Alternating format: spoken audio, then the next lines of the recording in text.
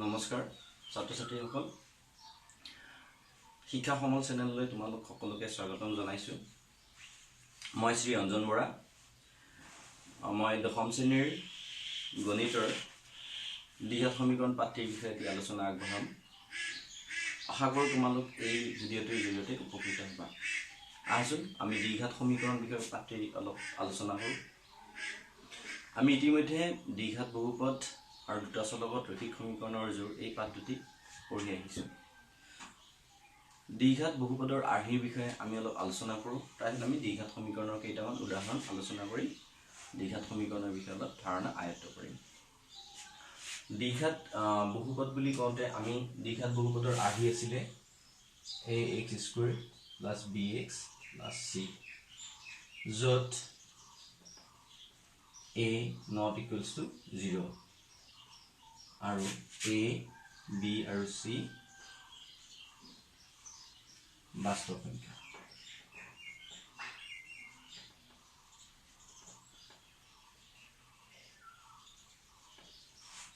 আমি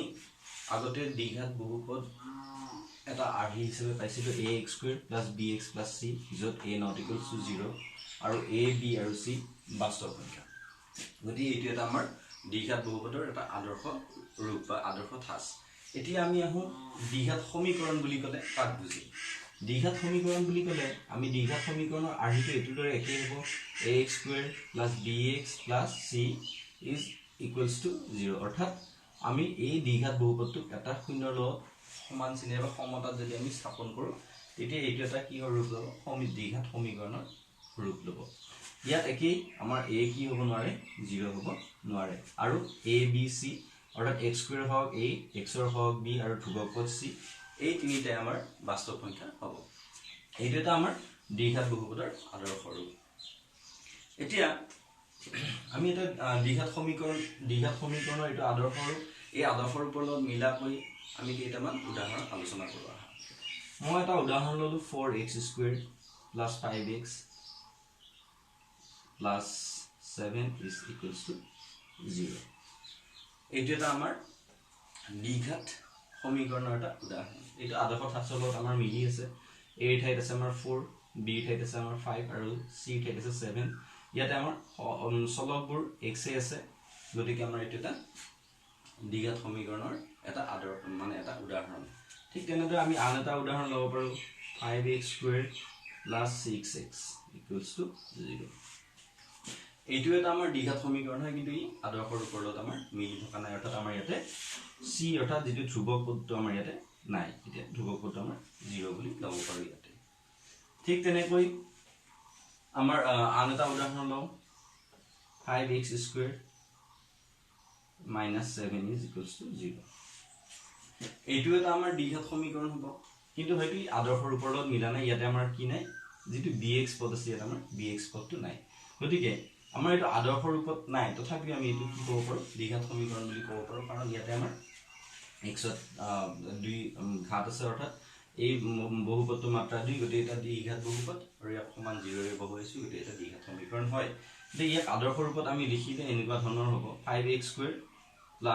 0.x - 7 = 0 এইটো এটা আমাৰ এইটো আদৰ্শ ৰূপত হ'ব য'ত আমাৰ কি আছে x ৰ সহগ b ঠাইত আছে আমাৰ 0 গতিকে আমি এটা দুটা উদাহৰণ চালোঁ এইটো এটা আমাৰ কি হ'ল দ্বিঘাত সমীকৰণ এটা উদাহৰণ এতিয়া আমি সচৰাচৰ আমাৰ পৰীক্ষাত আহি থকা কিছুমান কুৱেশ্যন আছে যেনে আমাক দিব 4টা অপশ্যনৰ বা আমাৰ যিটো বস্তুনিষ্ঠ প্ৰশ্ন আহে তাত আমাৰ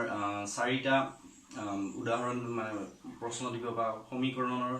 সমীকৰণ দিব দি সুধিব যে তলৰ কোনটো সমীকৰণ দ্বিঘাত সমীকৰণ হয় অৰ্থাৎ তেতিয়া এটা আমাৰ দ্বিঘাত সমীকৰণ দিয়া থাকিব আৰু কেতিয়াবা সোধে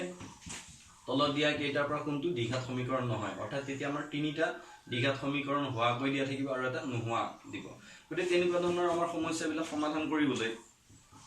আমি কিছুমান উদাহৰণ বা কিছুমান গণিত অভ্যাস কৰিব লাগিব কিছুমান মানে উদাহৰণ যেনে আমি এটা উদাহৰণ আগবঢ়াওঁ আমাক যিটো কিতাপত দিয়া হৈছিলে x * x + 1 + 8 = x + 2 * x - 2 এইটো এটা উদাহৰণ আমাৰ কিতাপত দিয়া হৈছে এই উদাহৰণটো আমাক সুধিছে যে এই যেটো সমীকৰণ আছে এই সমীকৰণটো এটা দ্বিঘাত সমীকৰণ হয় নে নহয় বা এই সমীকৰণটো এটা দ্বিঘাত সমীকৰণ গঠন কৰিব নে নকৰে আমাক সুধিছে গতিকে এইটো আমি এনে মৌখিকভাৱে ক'ব পাৰি কিন্তু আমি ইয়াক এবাৰ কৰি চাওঁ প্ৰথম আমি x এৰে x + 1 ক আমি পূৰণ কৰিম x এৰে যদি x ক পূৰণ কৰি হৈ যাব এটো x² x এৰে আকৌ 1 ক পূৰণ হলে x * 1 x হৈ গল আৰু থাকিলে 8 এইফালে আমাৰ এটো x² - 2² অৰ্থাৎ এটা আমাৰ a² - b² আদিত মিলি আছিল এই কাৰণে আমি পূৰণৰ বিতৰণ বিধি প্ৰয়োগ নকৰি আমি এই সূত্ৰটোৰ সহায়ত ইয়াৰ মূলটো ললো ইয়াৰ পিছত আহিল আমি x² + x + 8 = x² - 2 * 4 হ'ব তো এতিয়া কি কৰিলো ইয়াতে x² আছে তাৰ পিছত এই সোঁফালে থকা x² টো আমি বাও পক্ষলৈ পক্ষান্তৰ কৰিলো -x² হ'ল ইয়াতে +x থাকিল ইয়াতে +8 থাকিল আৰু -4 টো বাও ফাললৈ আনিলো এটো হৈ গল আমাৰ +4 = 0 এতিয়া আমি ইয়াতে x² এটা জমাত আছে আৰু এটা অৰ্থাৎ এটা x² আমাৰ প্লাসত আছে আৰু এটা মাইনাসত আছে এটা আমাৰ কি হ'ব কাটা গল থাকিলে এটা আমাৰ কিমান x আৰু 8 + 4 সমান কিমান হ'ব 12 অৰ্থাৎ 0 এতিয়া দেখা গল এই যেটো সমীকৰণ পালো এই সমীকৰণটো আমাৰ আদৰ্শ ঠাচৰ লগত মিলি থকা নাই অৰ্থাৎ ইয়াতে আমাৰ কি নাই x² ৰ চলকটো অৰ্থাৎ প্ৰথম পদ যেটো ax² ৰ আহি আমাৰ পদ নাই গতিকে এইটো আমি ক'ব পাৰো যে এইটো এটা দ্বিঘাত সমীকৰণ নহয় আমি কম যে যেহেতু ax + 12 = 0 ax² + bx + c = 0 যত a not equals to 0 r hit 9 r hit নহয় গতিকে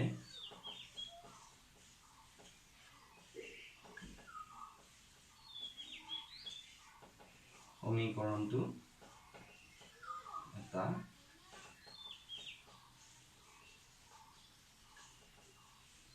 দ্বিঘাত সমীকৰণ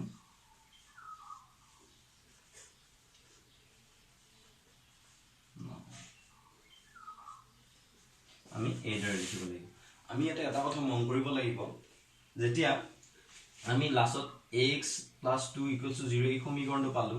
এইটো আমি দেখিলো যে আমাৰ মূল যেটো দ্বিঘাত সমীকৰণৰ আদৰ্শ ঠাচ সেই আদৰ্শ ঠাচত নাই গতিকে আমি যেতিয়া লিখিম যে এই সমীকৰণটো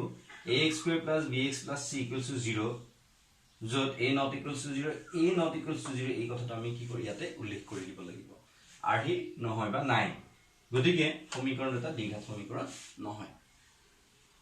গতিকে এই ধৰণে আমি ইয়াক পৰীক্ষাত আহিলে আমি এনেকৈ চাব লাগিব চাই কিনে আমি ক'ব লাগিব যে কোনটো আমাৰ দ্বিঘাত সমীকৰণ হয় কোনটো নহয় এতিয়া কথা হল আমি পৰীক্ষাত যেতিয়া এনেকুৱা ধৰণৰ প্ৰশ্ন আহে আমাৰ চাৰিটা অপচন থাকিব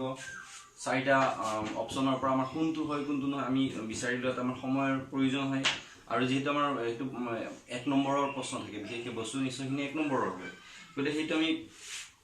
উত্তৰটো আমি ইমান দীঘলীয়াকৈ যদি আমি চাৰিটাই কৰি চাওঁ তেতিয়াহ'লে আমাৰ সময় বহুত নষ্ট হ'ব গতিকে আমাৰ পৰৱৰ্তী বেলেগ প্ৰশ্নবোৰৰ বাবে সময় আমাৰ কমি যাব সেয়ে এইবোৰ গণিত আমি পাৰিলে মুখে মুখে কৰিবলৈ যত্ন কৰিব লাগিব যেনে আমি ইতিমধ্যে যেটো আগৰ উদাহৰণটো কৰিলে হেতুকে আকৌ এবাৰ চাওঁ x + 1 + 8 আছিল equals to x + 2 and x - 2 এটা এই গণিতটোকে আমি যেতিয়া মুখে মুখে কৰিম আমি মনতে ধৰিব লাগিব যে ইয়াতে আমি x আৰু x পূৰণ হৈ x² থাকিব আৰু ইফালে x আৰু x পূৰণ হৈ কি হ'ব x² হ'ব যেহেতু এটো বাও সোঁফালে x² আছে বাওঁফালে x² আছে সোঁফালে x² আছে এটো যদি আমি পক্ষান্তৰ কৰো কি হ'ব x² - x²। গতে অৰ্থাৎ আমাৰ x² অৰ্থাৎ ইয়াতে আমি x² ঘাতটো আমাৰ ইয়াতে কি হৈ যাব বাওঁফালে যেটো আছে সোঁফালে যেটো আছে দুইটাই নোহোৱা হৈ যাব অৰ্থাৎ গতিকে আমাৰ ax² ৰ আৰ্হি যেটো পদ আছে সেই পদটো নোহোৱা হ'ব গতিকে আমি ক'ব পাৰিম যে এইটো এটা দ্বিঘাত সমীকৰণ ই গঠন নকৰে বা এই যেটো পদত্ব সমীকৰণটো আমাৰ দ্বিঘাত সমীকৰণ গঠন নকৰে গতিকে আমি ইয়াক তেতিয়া আমি নহয় বুলি আমি মুখে মুখে ইয়াক ধৰিব লাগিব গতিকে এনেকুৱা ধৰণে আমাৰ চাৰিটা অপচনৰ পৰা আমি যিমান পাৰোঁ সোনকালে মৌখিকভাৱে কৰি চাব লাগিব আৰু যদি অলপ জটিল যেন হয় তেতিয়া তাক আমি আকৌ কৰি চোৱাটো প্ৰয়োজনীয় হ'ব এতিয়া আমি আমাৰ কিতাপত দিয়া এটা উদাহৰণলৈ আগবাঢ়ো আহোঁচোন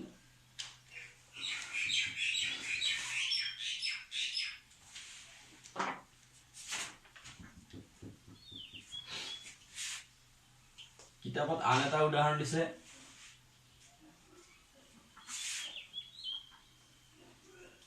x into 2x plus 3 equals to x square plus 1 এইটো আমাৰ এতিয়া দ্বিঘাত সমীকৰণ হয় নে নহয় আমাক সুধিছে এইটো আমি এতিয়া আগৰ দৰে যদি মৌখিকভাৱে ক'বলৈ যাওঁ তেতিয়াহ'লে আমি চাওঁ ইয়াত কেনেকৈ মৌখিকভাৱে কৰিলে কি হ'ব ইয়াতে x আৰু 2x পূৰণ কৰিলে আমাৰ হৈ যাব 2x square আৰু ইফালে অলৰেডি আমাৰ x square আছে সৰি ইয়াতে x square আছে গতিকে আমি ক'ব পাৰো যে ইয়াতে দুটা x square আছে ইয়াক যদি আমি পক্ষান্তৰ কৰো 2x square minus x square হ'ব অৰ্থাৎ দেখা গ'ল যে ইয়াতে আমাৰ এটা x square ৰৈ যাব ইয়াতে আমি বুজি পালো যে যেটো আমাৰ ax square প্ৰথম পদ এই প্ৰথম পদটো ইয়াতে বৰ্তিব বা থাকিব গতিকে আমি ক'ব পাৰিম যে এইটো এটা দ্বিঘাত সমীকৰণ হয় বা দ্বিঘাত সমীকৰণ গঠন কৰিব আৰু যদি বেছি আমাৰ অসুবিধা লগা যেন হয় তেতিয়া আমি ইয়াক কি হয় কৰি চালে হয় কৰি চালে ভাল তেতিয়া আমাৰ ভুল নহয় গতিকে আমি চাওঁ x into 2x হলে আমাৰ কি হ'ব 2x square plus 3 into x হলে 3x হ'ব ইয়াক আমি পক্ষান্তৰ কৰি x square plus 1 এইবাৰ আমি ইয়াক পক্ষান্তৰ কৰি আনো 2x square minus x square plus 3x আৰু 1 ক যদি ইফালে আনো -1 equals to ইফালে 0 থাকিলে গতিকে এটা দেখা গ'ল যে দুটা x square জমা আছে এটা x square ধাৰ আছে গতিকে দুটা x square পৰা এটা গলে আমাৰ থাকিব x square plus 3x থাকিলে আৰু -1 equals to 0 গতিকে আমি দেখিলো যে যেটো আমাৰ সমীকৰণ দিয়া আছিল এই সমীকৰণটো এটা এই সমীকৰণটো ax square plus bx plus c r it আছে গতিকে আমি ক'ব পাৰিম যে এই সমীকৰণটো এটা দ্বিঘাত সমীকৰণ হয় বাৰু এতিয়া আমি কিতাপত দিয়া এটা প্ৰশ্নলৈ আগবাঢ়ো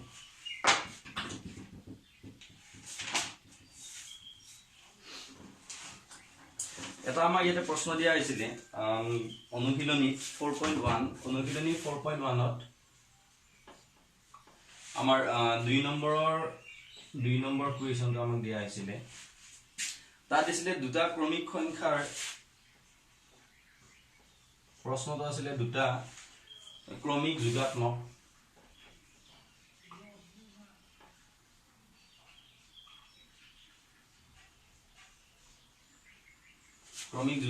সংখ্যাৰ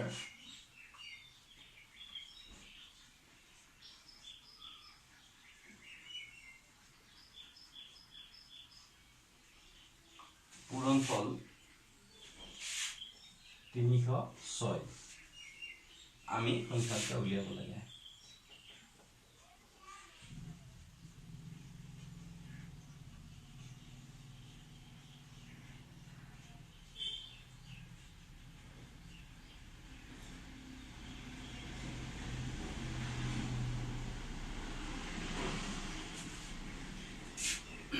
এই প্ৰশ্নটো আমি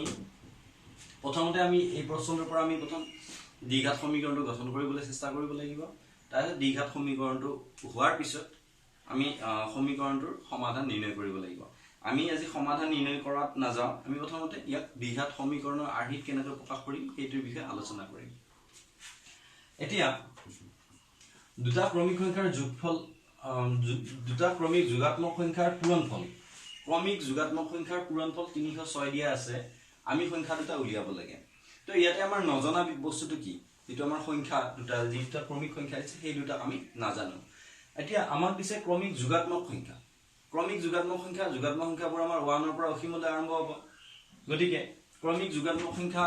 দুটা পূৰণ কৰিলে আমাৰ 306 হয় এটা ক্ৰমিক যোগাত্মক সংখ্যা দুটা কি হ'ব তেনেহলে আমি সংখ্যা দুটা কেনেকৈ ধৰিম আমি ইয়াতে সমাধানত যদি আহো প্ৰথমতে আমি কৰিম ধৰি লম ধৰা হল সংখ্যা দুটা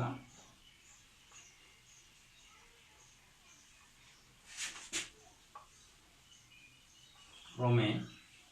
যদি প্ৰথম সংখ্যাটো আমাৰ x হয় ক্ৰমিক মানে কি এক কৈ বাঢ়িব যদি প্ৰথম সংখ্যাটো আমাৰ x হয় তাৰ পৰৱৰ্তী সংখ্যাটো আমাৰ হ'ব x + 1 প্ৰথম সংখ্যাটো যদি x হয় পৰৱৰ্তী সংখ্যাটো x + 1 কি হ'ল প্ৰথম সংখ্যাটো আমি x ধৰিলো পৰৱৰ্তী সংখ্যাটো কাৰণ আমাৰ ক্ৰমিক সংখ্যাবোৰ কি আমাক যেটো যোগাত্মক সংখ্যা বুলি কৈছে যোগাত্মক সংখ্যাবিলাক ক্ৰমিক হলে এক এক কৈ বাঢ়িব গতিকে আমাৰ প্ৰথম সংখ্যাটো যদি x হয় দ্বিতীয় সংখ্যাটো আমাৰ কিমান হ'ব x + 1 গতিকে আমি সংখ্যা দুটা বলে এটা x আৰু এটা x + 1 অৰ্থাৎ নজনা সংখ্যা দুটা আমি ধৰি ললো এটা x আনটো x + 1 গতিকে আমি এটা লম প্ৰশ্ন মতে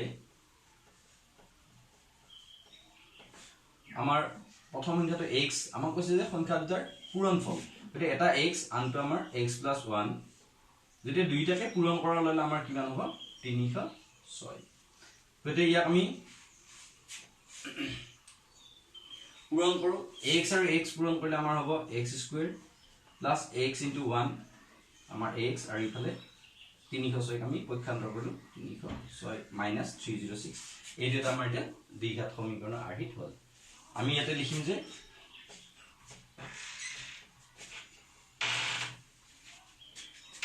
এইটোৱে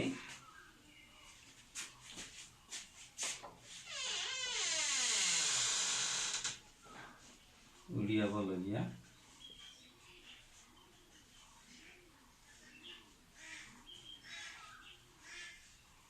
দ্বিঘাত সমীকৰণ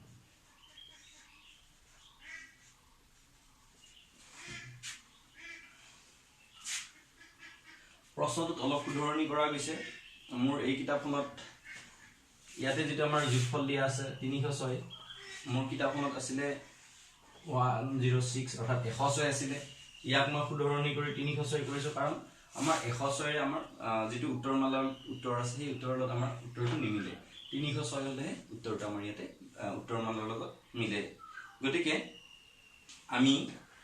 এই সমীকৰণটো গঠন কৰিলো আৰু ইয়াক 306 হিচাপে আমি গণিতটো কৰিছো এতিয়া আমি আন এটা প্ৰশ্নলৈ আগবাঢ়ো প্ৰশ্নটো মই পঢ়ি দিম তোমালোকে অলপমান চাবা ইয়াতে আমাৰ প্ৰশ্নটোত আছে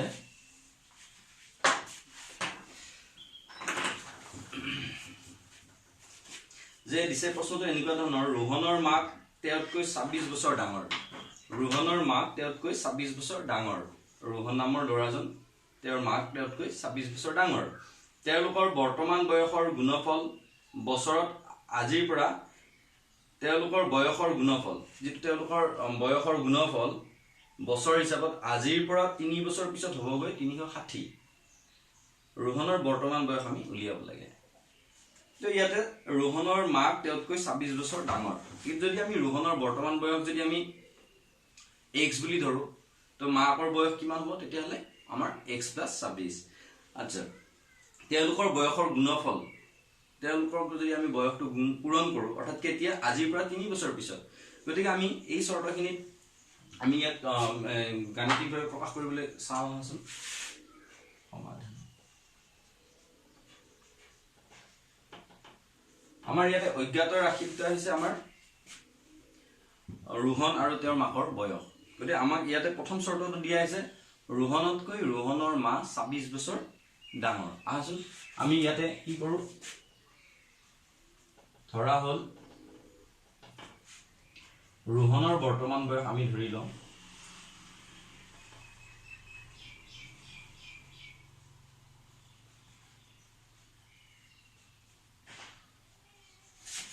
ৰোহনৰ বৰ্তমান বয়স আমি x বছৰ বুলি ধৰি ললো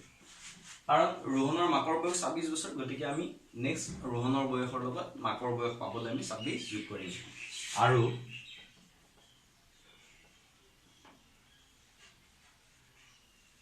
মাকৰ বৰ্তমান বয়স সমান x + 26 বছৰ ৰোহনৰ বৰ্তমান বয়স x বছৰ আৰু মাকৰ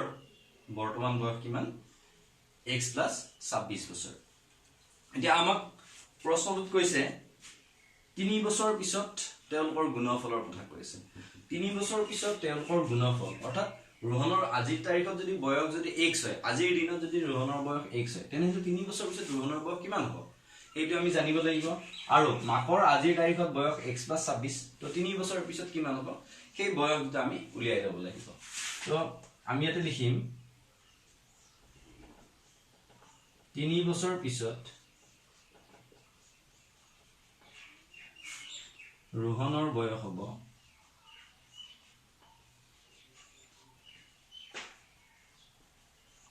সমান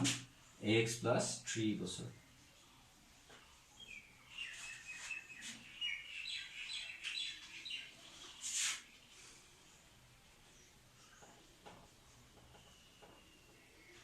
তিনি বছৰ পিছত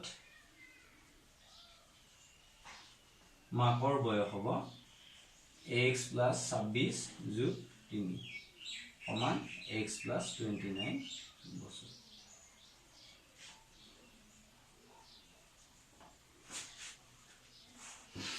এতিয়া আমি প্ৰশ্নমতে আমাক লাগে আজিৰ পৰা 3 বছৰ পিছত দুইজনৰে বয়সৰ গুণফল গতিকে আজিৰ পৰা 3 বছৰ পিছত প্ৰশ্নমতে আমি লওঁ আজিৰ পৰা 3 বছৰ পিছত ৰোহনৰ বয়স হৈ আছে আমাৰ x plus 3 আৰু মাকৰ বয়স আছে x plus 29 গতিকে প্ৰশ্নমতে x plus 3 into x plus 29 অৰ্থাৎ দুইটাৰে বয়সক আমি পূৰণ কৰিলো সমান আমাৰ কিমান বছৰ হয় বুলি কৈছে 360 বছৰ এতিয়া এই পৰিস্থিতি আমি পূৰণৰ বিতৰণ বিধিৰ জৰিয়তে আমি পূৰণ কৰি আমি এইটো এটা সমীকৰণ হিচাপে প্ৰকাশ কৰিম প্ৰথমতে আমি x ৰে x plus 29 কৰিম নেক্সট 3 ৰে আমি x plus 29 পূৰণ কৰিম x ৰে x ক পূৰণ কৰিলে আমাৰ কিমান হ'ব x square plus 29x ইফালে হ'ব plus 3x আৰু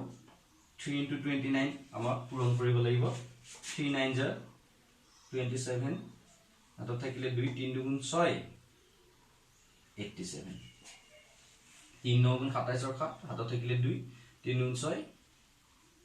7 8 আৰু আমি 360 বাওঁফাললৈ পক্ষান্তৰ কৰি লৈ আহো একেলগতে এটা আমাৰ হৈ গল 0 এতিয়া আমি এইখিনিত আমি মিলাই লিখিব লাগিব ইয়াতে x স্কয়াৰ থাকিলে ইয়াতে আমাৰ 29x আৰু 3x দুইটাই যোগাত্মক গতিকে দুইটা আমাৰ লগ লাগি গল আমাৰ 29 আৰু 3 লগ লাগি হৈ গল 32x আৰু 360 ৰ পৰা আমাৰ 87 আমাৰ 360 আমাৰ বিয়োগাত্মক সংখ্যা আৰু এটো যোগাত্মক সংখ্যা হৈছে গতিকে 87 360 ৰ পৰা আমাৰ বিয়োগ কৰে গতিকে 360 ৰ পৰা 87 বিয়োগ কৰিলে ইয়াত হ'ব 10 ৰ 7 গুলো থাকি গল 3 ইয়াতে থাকি গল 15 8 7 15 আৰু 273 আমাৰ থাকিল অৰ্থাৎ আমি এতিয়া পালো যে x square plus 32x minus 273 equals to 0 এটি আমাৰ উলিয়াবলগীয়া দ্বিঘাত সমীকৰণ যদি মৰমৰ ছাত্ৰ ছাত্ৰীসকল আজি আমি দুটা প্ৰশ্ন ইয়াতে অনুশীলনী 4.1 ৰ পৰা আমি দুটা প্ৰশ্ন আলোচনা কৰিলো এই প্ৰশ্ন দুটাৰ ফলত আমি কেনেকৈ দ্বিঘাত সমীকৰণ গঠন কৰে বা আমি ধৰা এনেকুৱা প্ৰশ্নবোৰৰ পৰা কেনেকৈ আমি পঢ়ি লৈ দ্বিঘাত সমীকৰণটো গঠন কৰিব লাগে এই বিষয়ে আমি শিকিলো আশা কৰিছো এই ভিডিওটোৰ জৰিয়তে তোমালোক উপকৃত হ'বা আৰু ভৱিষ্যতলৈ এনেকুৱা ভিডিও মই প্ৰস্তুত কৰিম তোমালোকৰ পৰা সঠিক সহায় পালে হয়তো মই আৰু এনেকুৱা ভিডিও প্ৰস্তুত কৰি গৈ থাকিম আগলৈও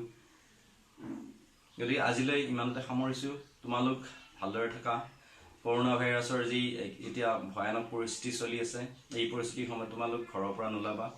ঘৰতেই পঢ়া তোমালোকৰ পাঠবোৰ সমানে আগবাঢ়ি যোৱা তাৰে কামনা কৰিছো আজিলৈ ইয়াতে সামৰিছো ধন্যবাদ